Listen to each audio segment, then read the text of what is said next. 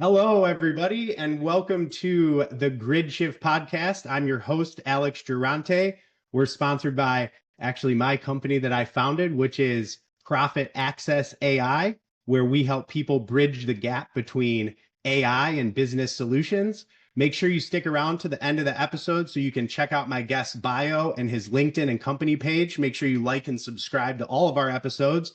And as always, if you stay till the end and look in the comments, there will be a link for you or your company to get a free AI assessment and growth plan from us here at Profit Access AI. So without further ado, I'm going to go ahead and kick things off. I'm very excited for our guest today. His name is Tim Berrigan. He is the CEO of North American Energy Markets Association, also known as NEMA. And what really stuck out to me with Tim was when we had a pre-conversation, he talked about how his organization is really a connector of people. And I feel that in today's world more than ever, although you're watching me digitally right now, I feel like we've become more disconnected. And what Tim's doing, I believe, is actually becoming more and more valuable. And so I'm really looking to unpacking that with him. So Tim, without further ado, if you could just go ahead and introduce yourself and actually tell us a little bit about what you do inside this unique ecosystem that we have. Well, Alex, first of all, thank you very much for having me. Getting the word out about this association is one of the more important aspects of my job.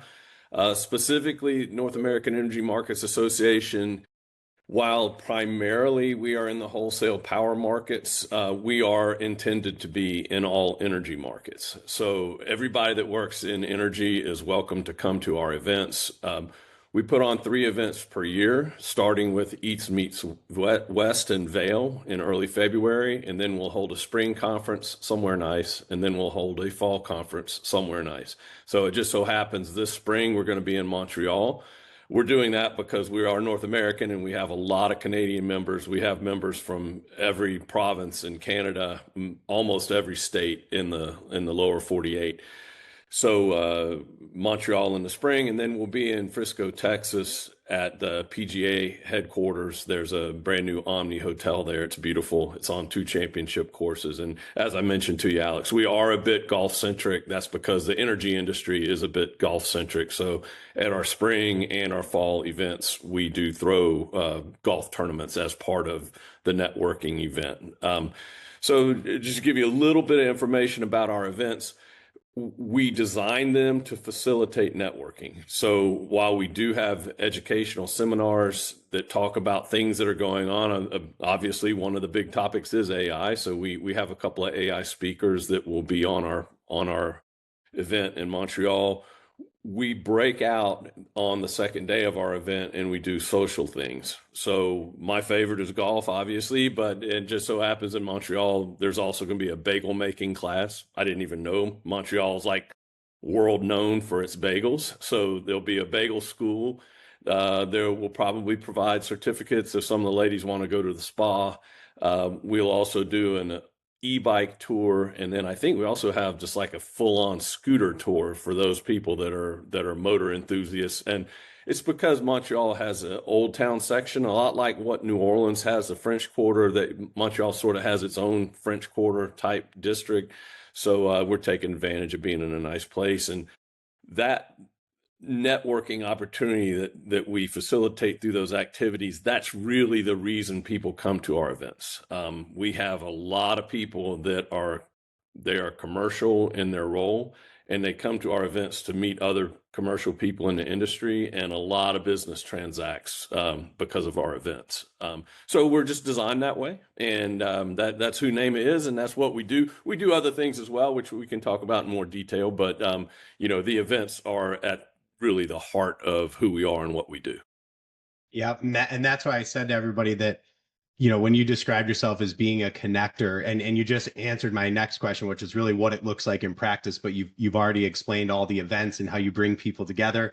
And Tim and I also connected quite a bit on golf. I'm also an avid golfer, so that was a good connection point for us. And I'm curious though, you talked a little bit about who attends these events. What are the typical players inside of the network and that come to the events? Yeah, so let me start answering that by explaining that we are a member-owned nonprofit. So we have, call it 250 companies that we're owned by. They pay $3,000 a year to be a member. So you could think of it like a country club or a fraternity if you wanted to, but we are member-owned. So everything we do is at the direction of a 12-member board that I report to. The gist of our membership is electric utilities, renewable developers, and folks that sit on trade floors at energy trading shops. So the job types that are coming out as traders, originators, people that are responsible for originating transactions from their company to other companies. Asset owners and operators, so people that actually run power plants or people that actually manage the grid, the wholesale transmission lines. All of those job types come to our events. Most all of them are commercial in nature. Almost all of them are out there trying to get deals done, whether they're trying to sell power or whether they're trying to buy power or sell natural gas or buy natural gas. Most of the folks that attend our events are commercial in nature. I would also say we do have a number of C-suite folks as well. So, and they were commercial in nature in some point in their career, and they still come to our events because they find value in there's a lot of cross-pollination that you can probably appreciate happening. That's what it sounds like. Yeah, yeah. No, and that's great, because what I like about when you say that is you get to meet other people that are like you. You get to meet other people that maybe are going through the same things. You can learn, you can collaborate, and like you said, ultimately, if you guys can figure out a way to monetize and do deals together, that's a great way. So very, very cool. So why does something like NEMA, why do you think something like NEMA matters more today than it did maybe 10 or 15 years ago? Because I know you've been in this industry for quite some time. Uh, yeah, yeah, and we talked about a little bit. Part of it is if you think about our events, you have five generations attending our events now. We still have some boomers that come, and we have people that are flat out retired that still come to our events because they want to get to see their friends in the industry. And you have people that are interns. We even had a high school student come to East Meets West this past, and we'll comp students. If the student wants to come to our event because it's not far from where they live, we'll comp them and we'll let them come. It's sort of a part of a tradition of who we are. But, importantly, when you have five generations of professionals, the amount of learning that occurs just in conversations, you don't get that any other way. You just don't get it any other way. Okay, maybe in a company you have a little bit of that, but when you have multiple generations across 250 different companies, all of which is sort of being brought together and facilitated to allow people to have conversations and to meet and to break down those barriers. It's so important now just because post pandemic. Well, obviously the pandemic shut everything down, and so the human interaction didn't even happen there for a little while. When our first event post pandemic was spring of 2022 in Austin, Texas. Keep Austin weird. It's almost emotional. It's almost emotional to describe what it meant for everybody to get back together. To finally connect again, Yeah, in person, belly to belly, where interaction really takes place. We had people staying up all night. Let's just say that. They sat out by the campfire and told their stories, and Yeah. it was awesome. So Right. It gives me honestly, it gives me goosebumps because it was a scary time. It was. It absolutely was. And when we all got back together, it really brought home exactly why you do it. And then, and truly, not to get corny on you, but just the humanity of it is what's so special about it. Getting everybody Absolutely. together and facilitating the human aspect of who we are. You can only do that in person. And folks can say it's corny, or folks can think they can trade their screen and make their money. they can't do as well as if they get out there and break bread and raise a cup and spend a little bit of time enjoying the people that they do business with, and that we just try to facilitate.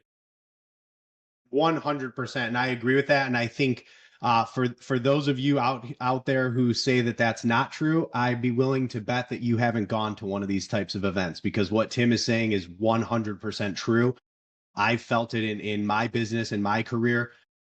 Connect with people, be someone that people can rely on, be someone that you can meet belly to belly and develop relationships with. And I really, really like that, Tim. So from your perspective, and you touched on this just a little bit with just the change from COVID, it changed the world, it changed everything, how we perceive things, how we look at things. What other things are you actually seeing change right now in the market? Well, you have a lot of gray matter that's leaving the industry, and it's an issue. You have, the boomers are almost gone, and now folks like me, the Xers, we are in leadership position, but we're getting ready to start tapping out as well. There is a knowledge gap. So, Really? yeah, there's a real knowledge gap. Now, just the experience of how to develop power plants, how to get power plants online, how to commercialize them, just the nuts and bolts of buying and selling and trading. And everybody that listens to your call, to your podcast, one thing I'd urge them, and I've thought a lot about this since you and I talked last week. I was just blessed with the mentors I had in my career. Everybody, whether you're 22 or whether you're 62, you have got to step into the shoes of being willing to mentor. And NAEMA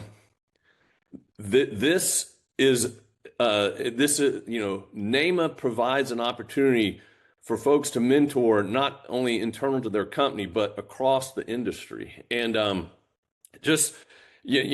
it really will help bridge that gap on that gray matter drain that's happening out there right now. Because it's not just what you know, but it's how to work and how to lead. Those things need to be taught. And I was so lucky. I worked for an electric utility that was really, really good at developing managers, and I just didn't realize how good I had it, because an electric utility is a bit kinder and gentler than what a lot of the Fortune 500 companies out there are.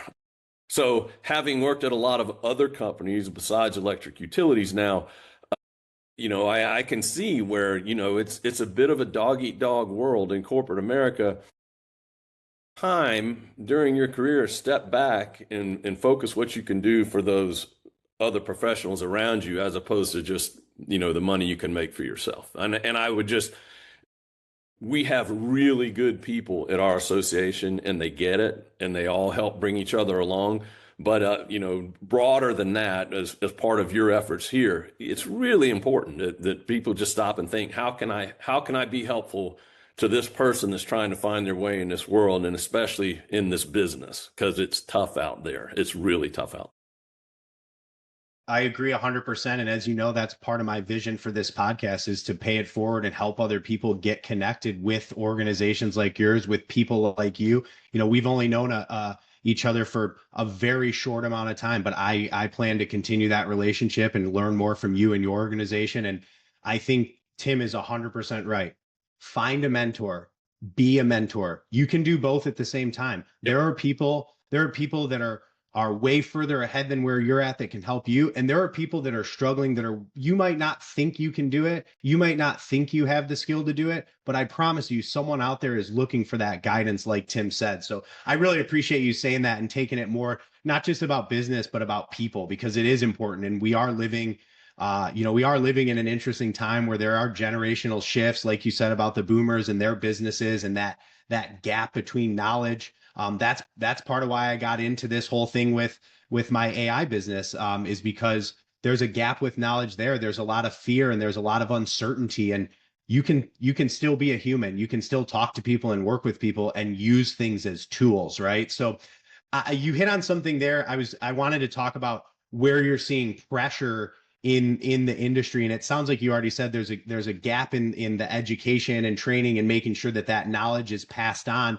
Are you seeing any other type of pressures, whether it's, I've talked to a lot of people just talking about demand and regulation and just infrastructure changing, and now different administrations in the United States have had an impact on the energy sector. So are you seeing any other pressures in the industry, or is it really just that main gap you talked about with people and the transfer of knowledge? Well, I mean, just plain old physics. The reality is you can cite loads so much faster than you can cite a power plant. And with the build out of data centers and crypto mining, and you can cite a massive load in less than a year. You can't even permit So a that's power shifting plant. the demand. That's reshaping the, sorry to interrupt, but that's totally Absolutely. reshaping the demand with AI, data centers, and you said Bitcoin mining. That was actually going to be something I talked about later. So tell me more about that. Yeah, so it's just a simple fact that pretty much whatever excess capacity the bulk power system had has now been soaked up by the deployment of these massive data centers almost everywhere. So what are they doing now? They're not siting geographically, they're siting based on where they can find power. And so you don't have excess power left on the grid. You just don't. It's all contracted for. So now what are people doing? They're siting by gas lines, and they're installing their own generators, and they're self-generating in order to bring their projects forward in time, because they can't wait for a big investor-owned utility to spend 10 years developing a power plant for them. So everything has turned on its head, because the load can grow so much faster than the generation can. And so you think about it, somebody like Southern Company serves the Southeast US. You would think that's a pretty big company. They're nowhere even similar in terms of financial size to a Google or a Meta or you name it.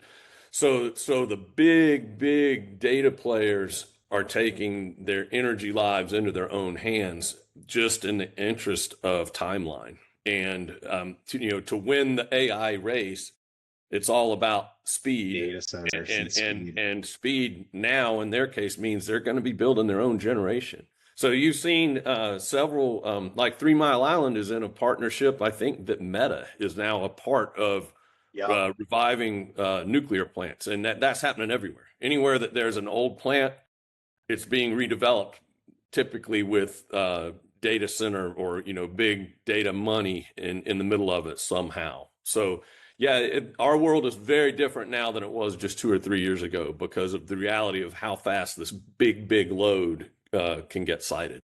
100. Yeah, no, and I was reading something the other day that was talking about how the AI industry and obviously data centers go hand in hand with that. I mean, we're talking it's going to be in a matter of 4 or 5 years over $1 trillion industry. So there's opportunity there, there's impact there. The demand is shifting. I mean, you just talked about how it's really reshaping like what type of energy you use, how you get access to it.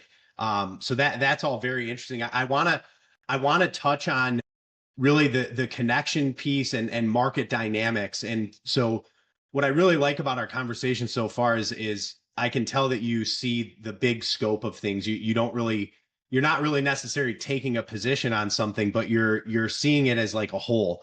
And so what I want to ask is, what are you really seeing in terms of how do deals get done nowadays? Like how are you seeing actual deals get done within this industry? Well, one of the challenges in North America, especially with regard to bulk power, is we have multiple market structures, and it's a real issue. So in China, guess what? You got one giant Chinese bulk power grid. It's basically run by their government. That's a Okay. that's a very simplifying thing for them. So they build 20,000 megawatts of coal fired generation every year, and they laugh at us as we're retiring all of ours. So a challenge that challenge that we have all of these different market structures, it results in seams. Meaning, for example, if you're in the Mid-Atlantic, just pick a state. Say you're in Pennsylvania, but you have some load that you want to try to serve over in Illinois. That's a totally different market. So you have to manage your way from the PJM market, which Pennsylvania is in, over to the MISO market, which Illinois is in. That happens all over the place. So ERCOT is a market, that's Texas. They call it what do they call it in the Southeast? Anyway, there's a marketplace in the Southeast as well. There's a marketplace in New England. There's a marketplace in New York. There's a marketplace in California. There's another market for the West. So you have all of these different markets resulting in complexity, which we bring people together to try to manage through deals that can go from region to region or go from counterparty to counterparty. So the fact that every market has different rules, yet it's all one big electric system. Biggest machine mankind has ever made is the bulk power system in the United States. But you have multiple markets, and because of that, you have what we call seams, which are just like inefficiencies between the markets. And every day there's people that are working to help mitigate those seams and make money off of those seams. So that sounds like a big opportunity for the people who think about that and provide the right service and value. So big data has done extremely well in the wholesale power business in North America, because they can see where the inefficiencies are. They can model it all out. They can put on positions that just print money for them. That's been going on for a long time. People are getting better and better and better at it. Why the difference? I know you gave the comparison to China as another country. What's the biggest difference? Why it's like that in the United States? Is it just because of how our government system's completely different than obviously China is The simple answer is yes, but it all goes down to state level, right? So so if you think about how the power system came about, it was regulated at the state level, and then there's a federal overlay on top of that. Well, the markets are kind of somewhere in between. The markets report to FERC, but they have to appease the state regulators as well. So you have what's a very, very complex set of stakeholders in every single state. So it's really, really interesting how it's evolved. The Southeast is still the way it was and the way it's always been, with investor-owned utilities with a guaranteed rate of return. But they still had to open their transmission system because FERC told them they had to. So you have people buying and selling power and moving power across utilities everywhere. But the rules are different in the South than they are in Texas, than they are in Mid-Atlantic, than they are in MISO, than they are in California. That complexity is one of the reasons that my association exists. People get together and talk through what the problems are, and they figure out how to conduct their business. So have you seen... You hit on this. I mean, that's really, for a lot of people, they'd say like the handshake and the belly to belly is kind of the old school trust. But I think that's actually, we made a shift going away from that, and now we're making a shift going back into that. Have you really seen, like, has relationship building changed in the industry, or do you see us going back to what really works, which is that old school trust of a man and a woman having a handshake and having a conversation? I think the people that are going to be successful are the ones that recognize how valuable those relationships are. And, like I was mentioning, that event we hosted in Austin, first time we were able to hold one post-pandemic, the young people that showed up there, I was so impressed, because you hear these general stereotypes about these kids that grew up on tablets and they can't have conversations and they don't know how to. I saw something totally different. Young professionals from all over the country that were thrilled to death to get to meet folks that had been in the industry a while and would share some of their thoughts and some of their coaching. The truth was, it was really fun. It was really, really fun. I was so impressed by how intelligent these young professionals were, how engaged they were at trying to meet folks and network. So there's going to be people that get it about the value of networking, and there's going to be others that don't. And the IT guy that's just going to sit in a room somewhere and look at his screen all day, you're not going to change the nature of that human being. But we need those people too. And I'm not saying we don't. They're just not going to be the ones that are driving the business forward, like Right. the folks that get out there and meet folks and start setting up the next wave of business for their company. So you talked about the event in 2022. I mean, it sounds like it was a really powerful event. And that's one of the questions I have is why do you think that in-person events are so much more powerful, especially in like a digital first, screen first world? Why do you think these in-person events are so powerful? Matt, I think maybe it's just how people learn. Maybe, you learn person to person. I do. So the communication that is facilitated by an event, and yeah, you and I have met online, and yeah, we're holding this podcast, and we're trying our best to communicate our ideas in this way. Um, Sitting down and talking is just a much more efficient, in terms of advancing a meaningful relationship with someone. Doing it in person, it's just hard to beat. And so, I used to travel the country and go meet people trying to get deals going. I can go to one place and meet 400 people in the same industry by going to one of these events. It's just a really efficient use of travel budget and time. Um, Right. yes, you're still going to have to go out to wherever. So I did a lot of business up in Detroit, a lot of business in Chicago, a ton of business in Texas, and I had to travel to those places, yes. But when everybody can get in one room at one time, it sure does make life a lot easier. It's just a really efficient way to do it for the industry. Yeah, I think that paints the value of what you guys do in your association because I mean, you mentioned you have 250 plus companies that basically they instantly plug into into relationships, and I think that's a massive value for people. So again, guys, make sure that after the episode, you connect with Tim, connect with his organization because as we've talked about, I mean, I just said connect a few times, but connecting is very important nowadays, and people are yearning for that. Business owners are yearning for that. People want to have that in-person connection. So I want to shift gears a little bit. You have a ton of experience in this industry and in leadership, and I really want to ask, what patterns have you seen? You talked about young professionals and how impressed you were with them. What are you seeing in young professionals today that you think that they're getting right, that you think is making them someone that stands out? Well, first and foremost, I'm biased because I'm a mechanical engineer, but I'm really, really pleased that we have people that are still getting STEM degrees. Yeah, science, technology, engineering, math. That curriculum. Lawyers are going to make more than lawyers soon. I'm telling you that what's just the 100%. honest truth. If we're gonna build things in this country again, we need people that understand the physics and the science behind what it is that's being built and how to build it and how it's going to get used and all of those. So I'm super pleased at meeting all of these engineers that are getting out of school right now. Great. I'm super pleased by that.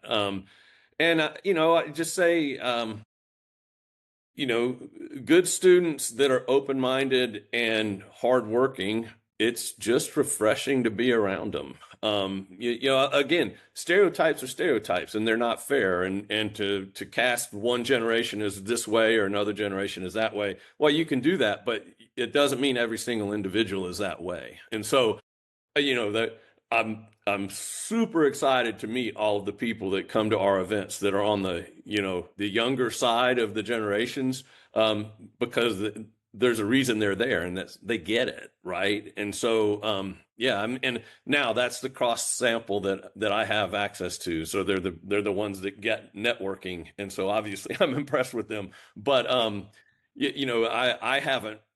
have no knocks on any of the folks that I've been dealing with for the last 5 years that are, they're just really, really sound professionals. And it's been a That's real fantastic. And I think what you said about the education piece, when I really, I'll just be blunt. I meet a lot of people that are still in debt from college. They're working a six-figure job with multiple six figures of debt and what you just said with engineering and STEM, I mean, you can go get an education that you can make a really, really good income and living on and not have to be in debt for 10 or 12 years paying it off. And people, there's never been a higher demand, in my opinion. And you talked about, what you've seen the last, couple years and how you've been impressed, and especially, since after COVID, just seeing more young people come out. Where do you see the market shifting in the next 3 to 5 years, Ooh, oh, that's a crystal ball question, Alex. That's a really hard one. Look, I'm not answering your question directly. I did want to mention this, that I was blessed. Okay, I co-opted my way through school. I went to school for 3 months in fall of 1985, and then Georgia Power hired me as a co-op student. I worked for them in a power plant for 3 months. I did that every 3 months for 6 years, and I wound up with a mechanical engineering degree. Um, I was fine. I was There it financially is. independent at 18 years old. Okay. Wow. Those programs are still out there. They're still Yeah, it's out just there. no You one's can go glorifying co-op them. for No a one's Southern talking company. about No, I know, and so it just you reminded me in asking. Um, Look, the folks that take on that debt, do it eyes wide open. Don't just go get a degree to get a degree. Why am I an engineer? I'm an engineer because I found out about that co-op program when I was a junior in high school, and that was my path to financial freedom. Now, I was probably supposed to be a lawyer. I mean, it's just I'm one of five, and lawyers, right? And then my sister and I are both engineers. We're engineers because that's what paid for our school. But um, yeah, just be eyes wide open before you take on all that debt, and have a plan for your life that involves what it is you want to be and what it is you want to do, as opposed to just feeling like you need to go get a degree. And I think, Alex, you and I talked about it. Who's going to do really well in this country for the next 50 years? It's going to be people that can weld. It's going to be people that can pipe fit. It's going to be people that are good electricians. And there is nothing at all to be ashamed of working hard for a living. In fact, it's a lot of fun. But anyway, it's a roundabout way to say, um, short answer to your question, what's going to happen over the next 3 to 5 years? People are going to be working a lot harder in terms of labor. So you know, yeah. AI There's a AI demand. is AI is not going to weld. It's not going to plumb. It's not going to pipe fit. It's not going to run wire. So we're Oh, going to have people that are doing those things, and so no shame in it. I've wired more. I've been shocked so many times through my career, and guess what? It's just what paid the bills, and it's all good. So, and yeah. I love working hard, and there's no shame in it. No, I love that. And I think you just hit on a few things. You hit on patterns that you're seeing people actually, the patterns that they demonstrate to lead to that make them leaders, and ultimately they can rise to leadership. You talked a little bit about, what separates those young professionals, right? And you kind of took some of the questions right out of my mouth and already answered them. So I mean, I want to kind of wrap things up and just ask, if someone wants to learn more about North American Energy Markets Association and what you guys do, and they want to connect with you, what's the best way for them to find you, and what's the best way for them to connect with you? So they go to our website, which is just NAEMA.com, NAEMA.com. My contact information is on there. You can email me, call me, text me, however you prefer to communicate. I'm open to it. The best part of my day is when I hear from folks out in the marketplace. That is the best part of my day. I can only fill my schedule with so many emails and so many meetings. And so when I get a call from somebody wanting to talk about the industry or about the association, or that, those are great calls, and it's always fun, and they're always intelligent, interesting people. So please don't hesitate. If anybody wants to talk, just give me a ring, and if I'm not available, I will get back to you. But that's the easiest way. Just go to our website, and we're there. And I unfortunately, somebody wants to know how to join the association. There's a bit of a data dump that I have to give them to, a whole lot of information. And I try to minimize that data dump, but there's a little bit of that too. So, if you just want to learn about the association and how to join, I can get all of that material to you as well. And we'll make sure for everybody in the audience, we'll make sure that we post that in this episode in the comments in the bio that'll be below the episode when we post this.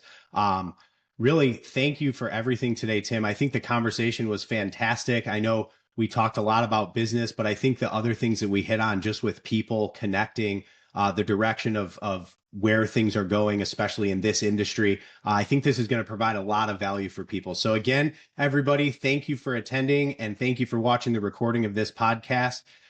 Make sure you connect with Tim Berrigan and North American Energy Markets Association. And Tim, thank you so much. If there's anything else you want to close out with, I'll pass it back over to you. I would just a little anecdote. I have a dear friend. I'm a surfer. I love to surf. I spend a fair amount of time in Costa Rica. I have a dear friend who every day I go by to see him, and he'd be sitting by a fire burning leaves. I'm like, all I ever see you doing is work in your yard. And he said, whoa, whoa, whoa, whoa. Don't say work. And what he taught me was if you enjoy doing something, it's really not work. So I just encourage everybody, find something you enjoy and do that. And odds are it'll lead to a really happy and really successful career. I have really enjoyed the jobs I worked in this industry. And I struggle with one of my children because she hasn't found a job she likes yet. And my son, who's a mechanical engineer and very successful mechanical, he loves his work, but it's not work for him, right? So that's all. Just a little anecdote. Don't call it work. Find something you enjoy and go do it, and hopefully it pays your bills. I absolutely love that. And I think that's a perfect way to end this conversation. So thanks, everybody. And we'll see you on the next episode of the Grid Shift Podcast.